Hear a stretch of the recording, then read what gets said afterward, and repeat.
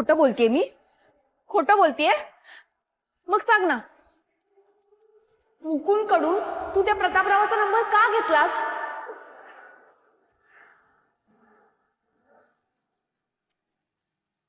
आणि का खोटं बोललीस त्याला की आम्ही सगळ्या मैत्रिणी मिळून अमरापूरला चाललोय ट्रिपला?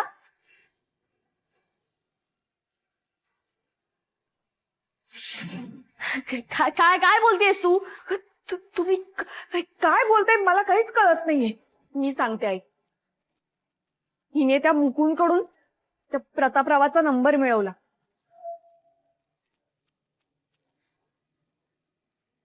हिने त्या मुकुंदला खोटं सांगितलं की हिला तिच्या मैत्रिणीसोबत फिरायला जायचंय अमरापूरला आणि तिकडे बुकिंग करायचं.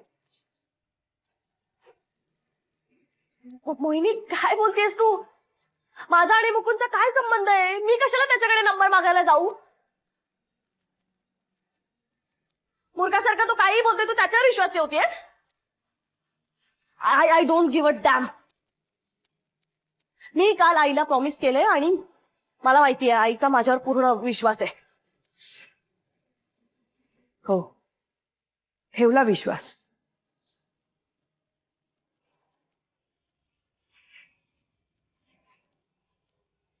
आणि यापुढेही ठेवेल, पण एका अटीवर.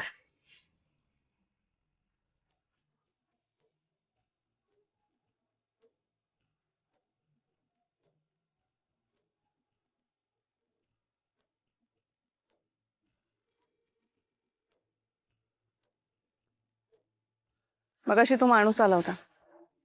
हो मॅडम, मॅडम तो माणूस खूप डेंजर होता. मॅडम मी काय म्हणतो, त्याची आपण कंप्लेंट केली पाहिजे पोलीस स्टेशनला. काय बोलतोस? मी काय सांगते ते ऐक. तो माणूस घरी आला होता हे कुणालाही कळता कामा नये, राघवला सुद्धा. हो पण मॅडम त्याच्याकडे बंदूक होती. त्याने इथे बंदूक लावली माझ्या. चालवली नाही पण मॅडम. पण काय तुला कळत नाहीये मी काय सांगते ते? राघवला हे कळता कामा नये. सीसीटीव्ही फुटेज आहे ना आजचं, ते आत्ताच्या आत्ता डिलीट करायचं आणि तुझ्या डोक्यातलं सुद्धा. पण मॅडम आर.के. सरांनी सांगितलंय असं परका माणूस आला ना आणि त्याने जर त्रास दिला त्याची कंप्लेंट पोलीस स्टेशनला करायची म्हणून. तुझ्या आर.के. सरची आई आहे मी. सांगते तेवढं ऐक. डिलीट कर जा.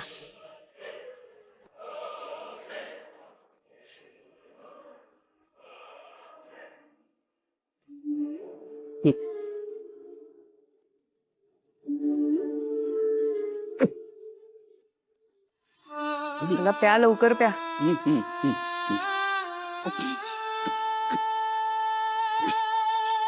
हे असे वागता ना तुम्ही, हा? म्हणून तुमचा औषधाचा डोस वाढवावा लागतो मला.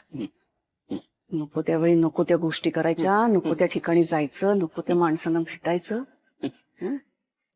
काय गरज होती बाहेर यायची?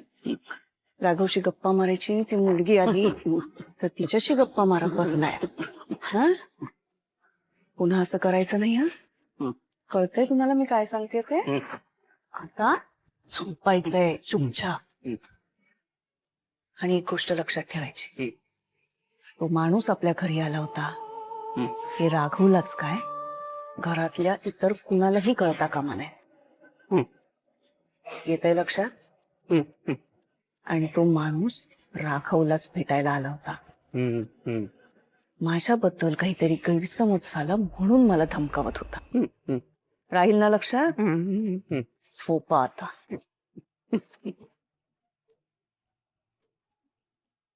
मम्मा, कोण आलं होतं आज भेटायला? झोपा तुम्ही. सांग ना, कोण आलं होतं? बाहेरच. अगं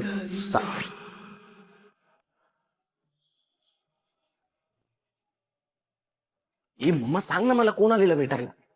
अगं हे मी तुला विचार, मला सांग कोण आलं होतं भेटायला? कोणी नव्हतं आलं. खरंच? मला वॉचमॅनने सगळं सांगितलं. मी त्याला वॉर्निंग देऊन सुद्धा.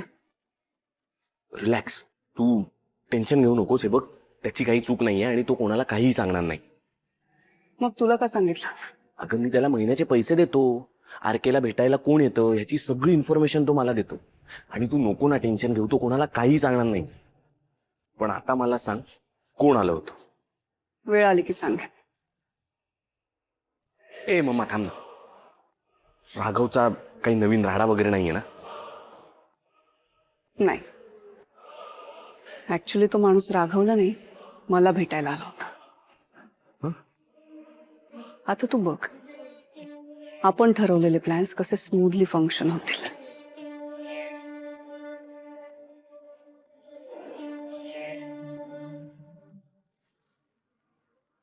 आई आई आई शालू, राहते उभी देवासमोर. बघ देवाकडे आणि या निरांजनातल्या ज्योतीवर हात ठेव आणि सांग की मोहिनी खोटं बोलतीये. तू कोणाकडूनही प्रतापरावांचा नंबर घेतला नाहीयेस. आहे हिंमत तुझ्यात मोहिनीला खोटं पाडायची? घे शपथ. घेते ना, घेते शपथ. घाबरते काय? खोटं बोलतच नाहीये मी. कार्तिकी, देवासमोर अजिबात खोटं बोलायचं नाही. हा पिंकी, मी खरंच बोलते.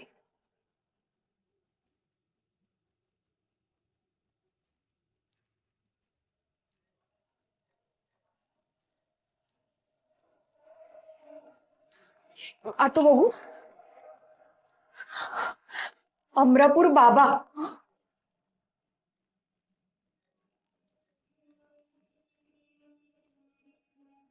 मी उचलते.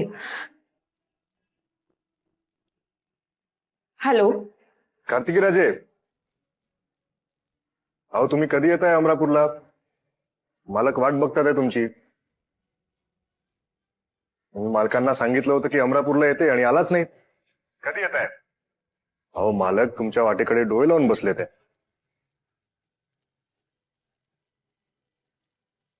हॅलो कार्तिकी राजे. Wrong number. काय म्हणाला तो माणूस? काय म्हणाला तो माणूस? कार्तिकी राजे. हा देवासमोर उभं राहून निरांजनाच्या ज्योतीवर हात ठेवून धडधाकट खोटं बोलणार होती ही. तो प्रतापराव नराधम आहेच, पण ही इतक्या खायच्या पातळीवर जाईल, आमचा सगळ्यांचा विश्वासघात करेल असं वाटलं नव्हतं. आज ना उद्या तो इथे येईल, आमचा सगळ्यांचा जीव घेईल, पण त्याआधी मीच या घराची राखरांगोळी करते. मला वाटलं होतं की आई म्हणून मी चांगले संस्कार दिले तिला, पण हारले. आज परत हारले मी या कार्टीमुळे. नाही, आमच्या मनाला आता खऱ्या अर्थाने हीच कारणीभूत असेल. मीच या घराची राखरांगोळी करते, मग समाधान मिळेल या कार्टीला. आई शालू, शालू काय करतेस? शालू तू काय करतेस? वेळ नाही जाते तुला? शालू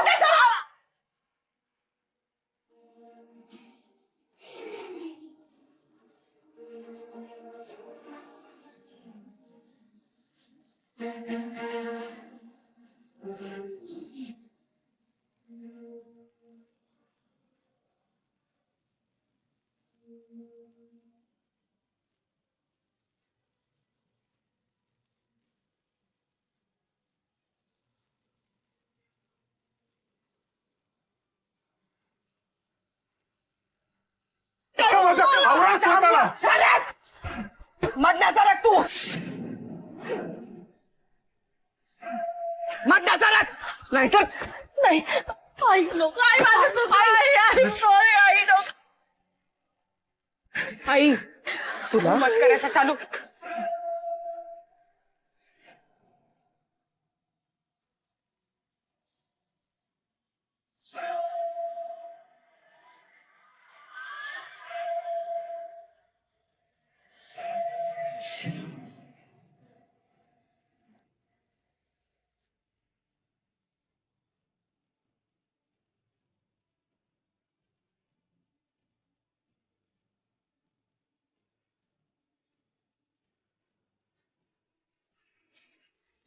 आई बस.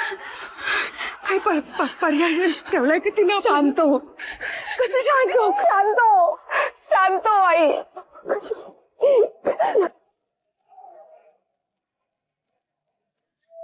शांत हो, याने ठेवलं. शांत हो. शांत कशी? शांत हो. तुमचं सगळं बरोबर आहे. हे बघ, इथे लोक आहेत, त्यांच्या समोर हा वाद नको. आपण घरी जाऊन शांतपणे बोलूया. शांत व्हा तुम्ही, आत व्हा. मोहिनी, आईला आत घेऊन जा. आई आज चल. तू आज चल. आत जा. पिंकी. आत चल.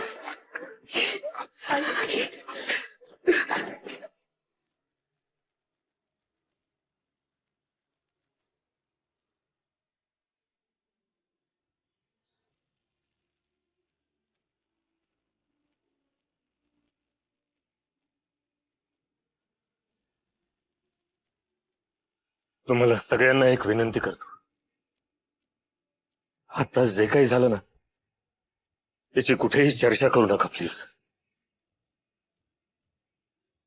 आता घर म्हटलं की वाद होणारच ना, भांड्याला भांडं लागणारच. घरोघरी मातीच्या चुलीत. विनंती करतो, याची प्लीज चर्चा नका करू. तुम्हाला याबद्दल काही त्रास झाला असेल तर मी माफी मागतो ना तुमची. कुठेही बोलू नका याबद्दल.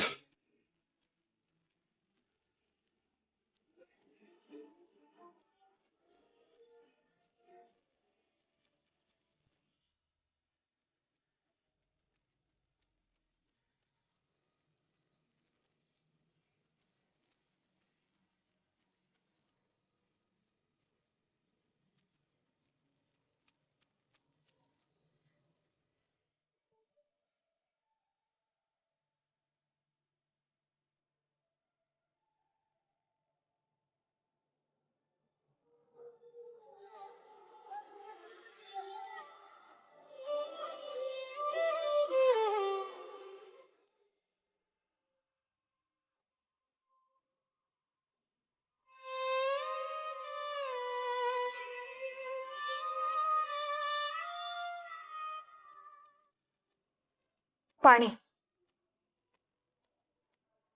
थोडं पी ना. चालू. आई आज जाऊन पडतेस का? थोडा आराम कर. घाम बघ किती आलाय तुला. सरबत देऊ? शालू शालू ऐक ना, हे बघ, औषधं घ्यायची वेळ होईल की नाही आता? हा, रिकाम्या पोटी घेणार आहेस का तू?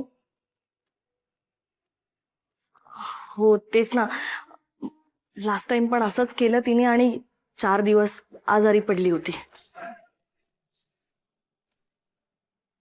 दी काय बोलतेस तू?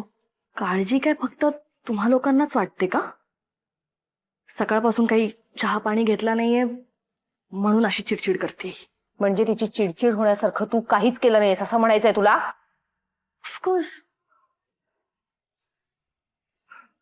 हे बघ, त्या माणसाला मी कॉन्टॅक्ट करून खूप दिवस झालेत आणि त्यानंतर तूच मला खोलीत लॉक करून ठेवलं होतंस ना. त्यानंतर मी काही चुकीचं वागलेच नाहीये. हे बघ, माझे काही प्रश्न होते, मला क्युरिओसिटी होती म्हणून मी त्या माणसाला कॉन्टॅक्ट केला. पण मला नाही वाटत मी एवढी मोठी काही चूक केलीये.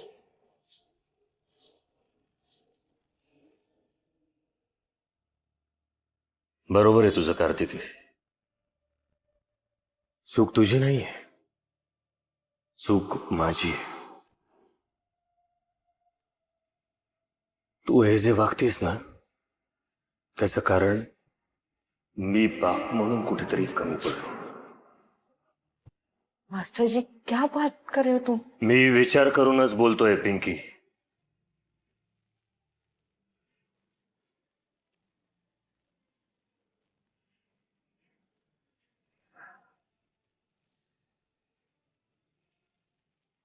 ही मुलगी आयुष्यात पहिल्यांदा जेव्हा चुकली ना, तेव्हाच तिला शिक्षा करायला हवी होती.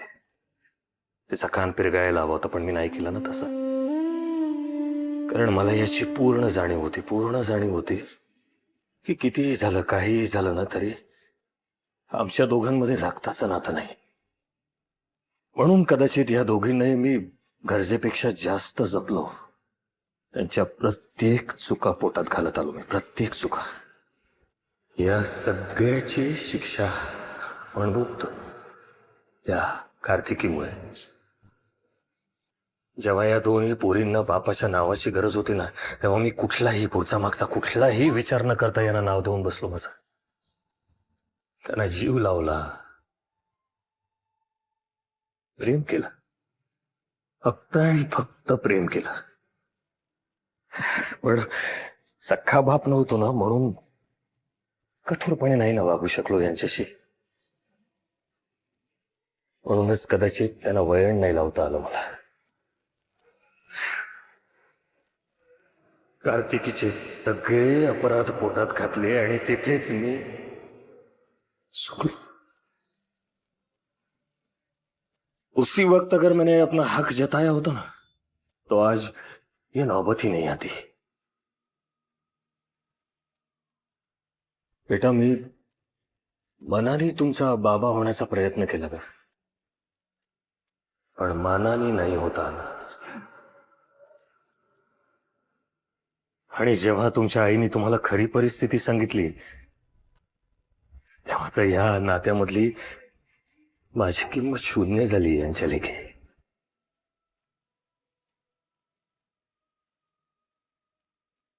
या कार्तिकीला असं वाटतंय की तिला आता कोणाची भीती सुरलेली नाही. प्रश्न विचारणारच नाहीये ना कोण,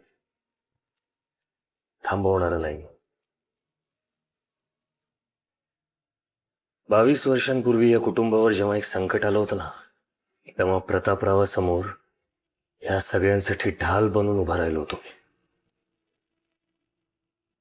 आता इतक्या वर्षांनंतर ते संकट पुन्हा येताना दिसतंय काय, आलंच आहे. पण कार्तिकीच्या या अशा वागण्यामुळे मला आज हेल्पलेस झाल्यासारखं वाटतंय. पण तरी मी हार नाही मानणार. त्या प्रतापरावासमोर या 2 लेकींचा पालक नाही.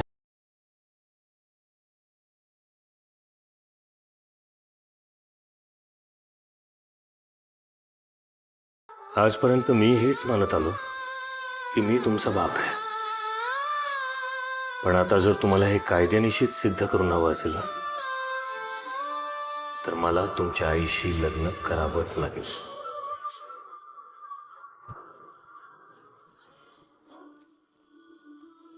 नाही, मोहिनीने हा विषय आमच्याकडे अनेकदा काढून झालाय ऑलरेडी, पण आम्हीच टाळत होतो, काही ना काही कारण देत होतो.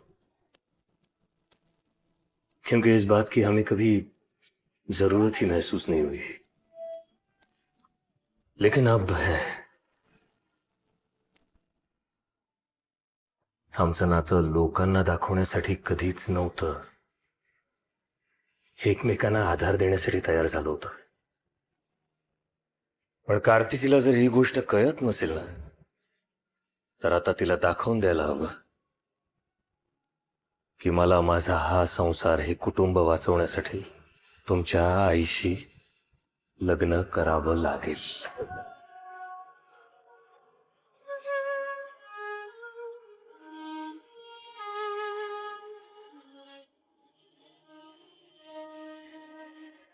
आज या सगळ्यांसमोर मी तुम्हाला लग्नाची मागणी घालतोय.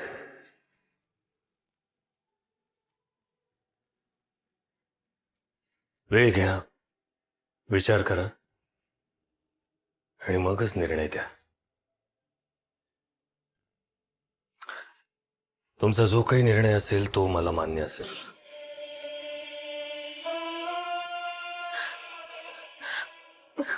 बाबा,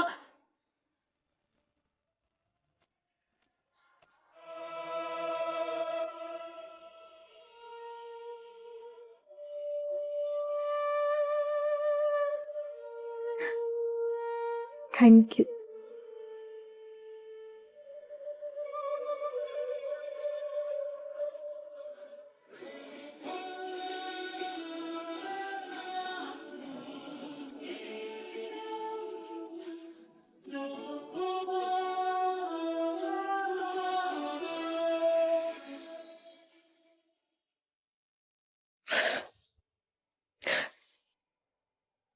मुझे तो याद भी नहीं शालू.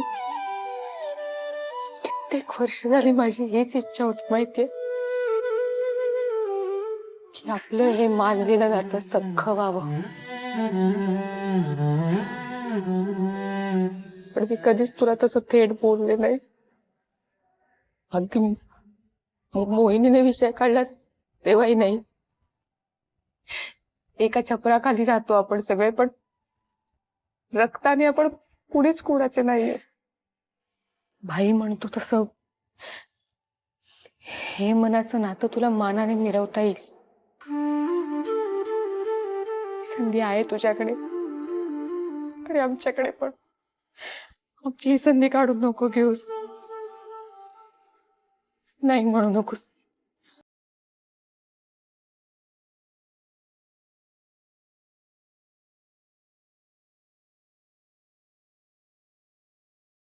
आज बाबाने या विचित्र परिस्थितीत तुला लग्नासाठी विचारलं. तू जेव्हा आम्हाला माझ्या जन्माची गोष्ट सांगितली होतीस ना, तेव्हा आम्ही अशाच भांबावून गेलो होतो. पण आम्हालाही नंतर लक्षात आलं की तुम्ही लग्न करणं हा एकच ऑप्शन आहे. ती सुद्धा या परिस्थितीत चुकीचं वागली. पण आज जे काही बाबा बोलला ते तिला पटलंय. हो ना दी?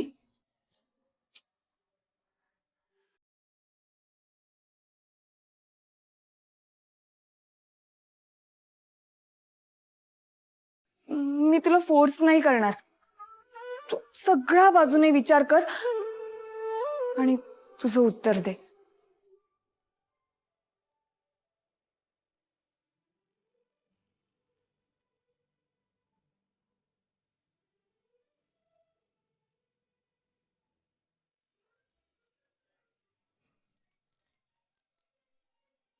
बोलो भाऊजी या इकडे. हो वहिनी काय झालं? अहो या हो तर काय इकडे सांगते काय ते ऐका. काय झालं? काय झालं?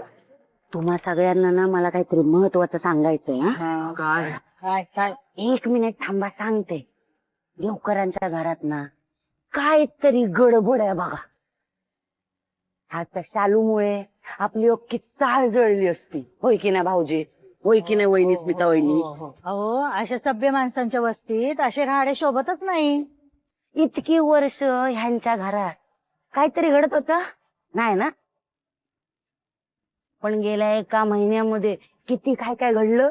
जी बाई घराच्या बाहेर पडताना मान खाली घालून जायची, ज्या बाईच्या घशातून एक आवाज सुद्धा निघत नव्हता, ती बाई आपल्या पोरीला रातोरात घराबाहेर काढते. म्हणजे आणि ते नाटक संपत नाही तोवर दुसरी मुलगी आरकीची हिरोईनच काय बनते.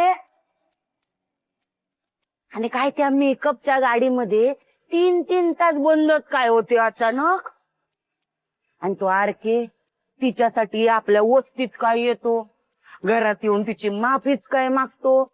आणि मग एक दिवस ही लोक पार्टीच काय देतात आणि त्याच घरातली बाई दुसऱ्या दिवशी घर पेटवायला काय निघते. नाही म्हणजे काय खरा काय खोटा कायच कळायला मार्ग नाही ना. परत 4 दिवस ह्या बाईच्या गळ्यात मंगळसूत्रच नाही. स्मिताताई मला तूच सांग, आपला जर मंगळसूत्र वाढवला तर आपण काय करतो? हा दुसरं आणून लगेच घालतो की नाही? काहीतरी दुसरा घालतो की नाही गळ्यात? पण ह्या बाईचा नवरा जिवंत असताना गुंड्या गळ्याने फिरते ही बाई. भाऊ हिचा नवरा हिला ओ जाओ करतो. काहीतरी ना नक्कीच गडबड आहे बघा, काहीतरी गडबड आहे. मग आता काय करायचं? विचारायचं का त्यांना? मला तर ना एकच उपाय दिसतो. या देवकरांच्या घरावर ना अगदी बारकाईने लक्ष ठेवू कोया. ही लोक काय नक्की लपवतायत ना हे शोधून काढायचं म्हणजे काढायचं. हो हो हो हो हो. हा, चला लागा आता कामाला. आणि कोणाला जर काय कळलं तर लगेच येऊन मला सांगायचं. हा चला चला पटपट चल.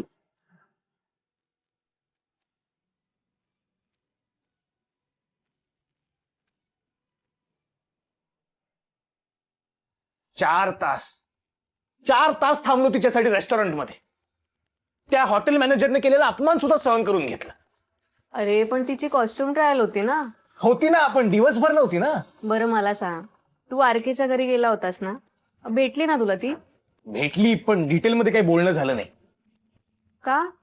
तेच कळत नाहीये. म्हणजे अचानक काय झालं काय माहिती, लगेच निघून गेली ती.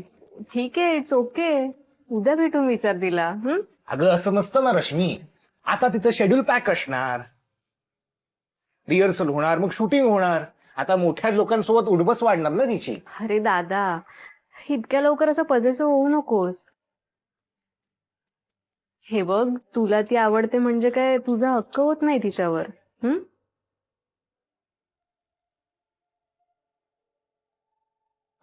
अगं तसं नाही, पण तुटकपणे वागली ती माझ्याशी.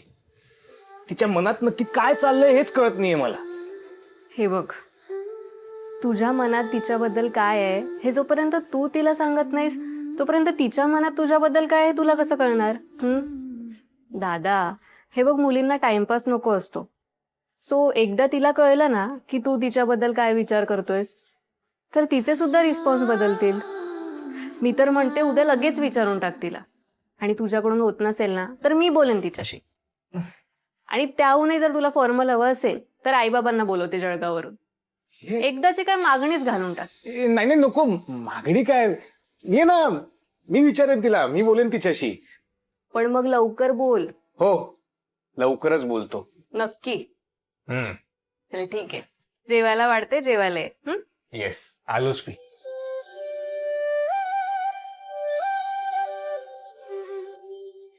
बंटीजींना फोन करतो. रिहर्सल सुरू असेल तिथेच जाऊन तिला भेटतो. तिच्याशी डिरेक्ट बोलायला हवं. बोलायलाच हवं.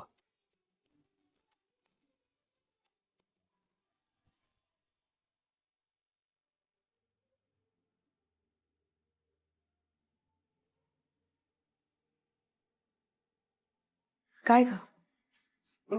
मला वाटलं तू उशिरा उठशील. झोप झालीये ना नीट? हो झाली. आई, किती तोंड धुतलंस ना तरी तुझ्या डोळ्यांवरून कळतंय. का खोटं बोलतीयस? नाही ना झोपलीयस रात्रभर? डोळे बंद केले ना की सगळं तेच डोळ्यासमोर येत होतं माझ्या.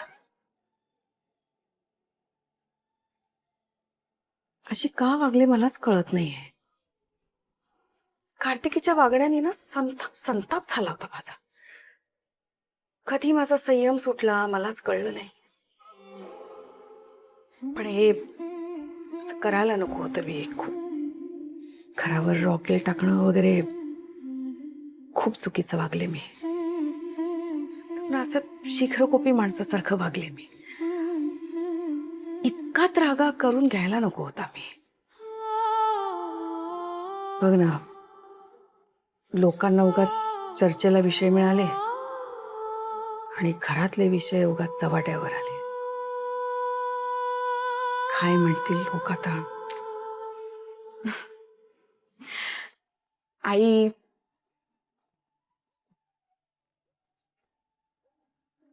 लोकांना काय वाटतं यापेक्षा आपल्याला काय वाटतं हे जास्त महत्वाचं आहे. आणि त्या क्षणी तुझा राग बाहेर काढणं गरजेचं होतं, जो तू काढलास परिणामांची पर्वा न करता. तू तुझ्या मनाचं ऐकलंस आणि आता त्याची सर्वात जास्त गरज आहे. बघ ना, काल हे सगळं घडलं म्हणून मला जे इतके दिवस सांगायचं होतं पण शब्दात मांडता येत नव्हतं ते बाबाने किती व्यवस्थित सांगितलं. म्हणजे हे लग्न करणं का गरजेचं आहे हे त्यालाही कळलं आणि तुलाही. इथून पुढे तू जो काही निर्णय घेशील ना तो योग्यच असेल. मी नाही तुला परत विचारणार. फक्त फक्त एकच सांगेन, आयुष्यभर तू या घराच्या चांगल्याचा विचार केलास, आता स्वतःचा विचार कर. तू स्वतःचा विचार करशील ना तर नक्की या घराचं भलं होईल.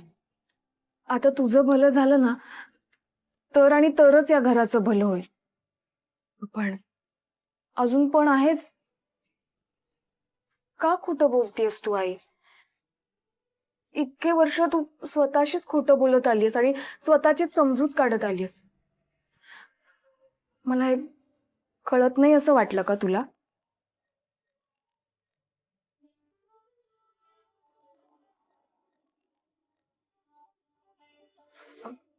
हॅलो.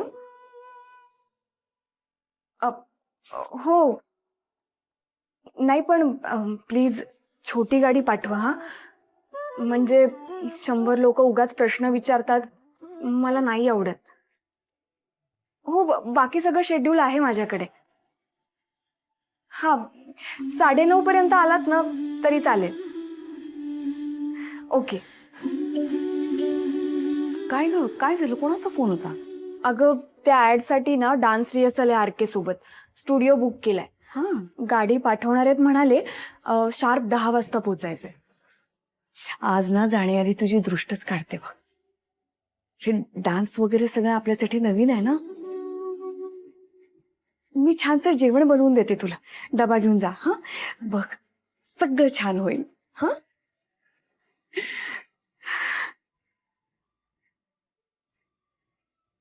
सगळं छान होईल. पण त्याआधी मला माझ्या काही प्रश्नांची उत्तरं मिळाली पाहिजे. जोपर्यंत ती उत्तरं मिळणार नाहीत तोपर्यंत काही रिहर्सल चांगली होणार नाही.